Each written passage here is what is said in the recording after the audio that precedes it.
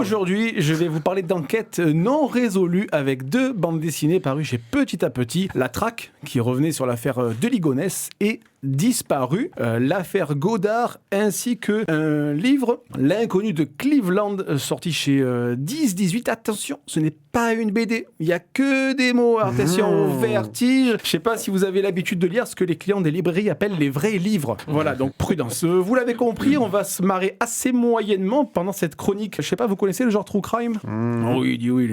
Donc c'est de revenir sur des faits divers, parfois tragiques. Si l'affaire de Ligonnès est encore dans toutes les têtes et les esprits, celle de l'affaire Godard, qui est partie avec ses enfants sur un voilier et qui ont été retrouvés bien plus tard, encore pas tous les morceaux, est un peu moins connue. Autant vous dire que c'est pas le genre de BD que tu vas te détendre, tu vas lire avant de te détendre, avant de dormir, sauf si tu as un projet dans l'immédiat. Papa, pourquoi t'as acheté un seul billet de train alors qu'on est 4 dans la famille ? Ah non, c'est juste un oubli.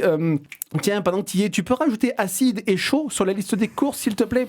Jay, il m'a coincé tout à l'heure, il me dit, mais attends, tu veux pas me réexpliquer comment il fait pour effacer les traces de sang et pour empêcher le portable de borner ? C'est quoi déjà la manip ? J'ai vu qu'il a mis une bâche à l'air du kangou, mais je pense que c'est pas pour transporter des sacs de ciment. Malgré tout, ces BD sont très bien faites, très complètes, puisqu'elles reprennent les faits, les articles de journaux, les témoignages de l'époque, et ça ouvre même certaines pistes de réflexion. Dans L'inconnu de Cleveland, je vous le redis, attention, il n'y a que des mots, et pas d'images, pas de dessin.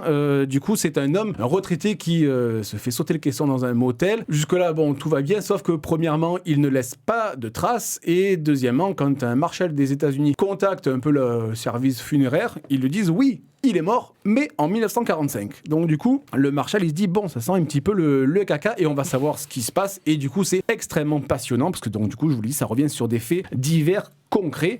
Cette année sortent au moins 2 bandes dessinées sur l'affaire tristement célèbre du petit Grégory, une chez Actes Sud et l'autre chez Petit à Petit, qui ne m'envoie bizarrement que ces bandes dessinées. Je sais pas s'il n'y a pas un petit message de la part de l'éditeur, je vais quand même leur envoyer un mail. Voilà donc du coup, Disparu, l'affaire Godard, qui graphiquement est extrêmement propre, mais c'est vrai qu'à base de chapitres, on voit un petit peu, alors d'après les éléments qu'ont les auteurs, ils reviennent sur le déroulé des événements jusqu'à la triste conclusion. Je trouve ça toujours très prenant à lire, mais ça, voilà, c'est assez, on sort de ces lectures assez peu indemnes. Il faut le savoir, voilà, c'est pas, comme je vous l'ai dit, c'est pas une lecture qu'on lit et après on dit, tiens, allez, on part avec les enfants au parc. Voilà, sauf s'il y a une pelle dans la voiture. Voilà. Dans le kangou. Avec la bâche.